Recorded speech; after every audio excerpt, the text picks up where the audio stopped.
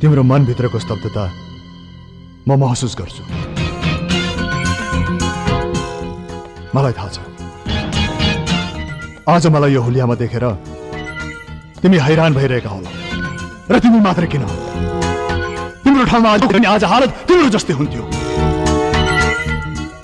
र मलाई यो पनि थाहा छ यसमा देखेर तिमी भित्र सयौं प्रश्नहरू एकपछि अर्को गर्दै उब्जिरहेका होलान्। तर तिम्रो एक एक प्रश्नको जवाफ मसँग छ बाबा, मसँग छ।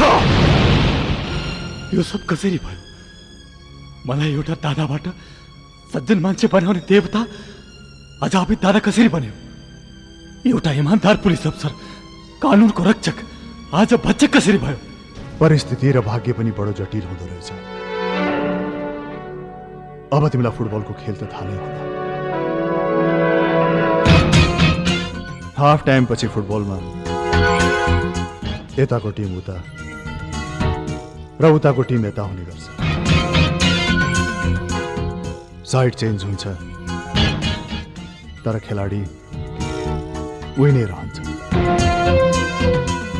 अब यसलाई तिमी जीवनको मोड सम्झ या भाग्यको खेल। हिजोसम्म जुन गोल पोस्टमा रक्षा गरिरहेको थिए त्यसमा गोल हान्ने प्रयास तिमी गरिरहेका थियौ र आज जुन गोल पोस्ट तिमी रक्षा गरिरहेको छौ त्यसमा गोल हान्ने प्रयास म गरिरहेको छु। फरक यति मात्रै हो कि हिजो तिमी हजारौंमा खेल्थ्यौ भने म आज लाखौंमा खेलिरहेको छु।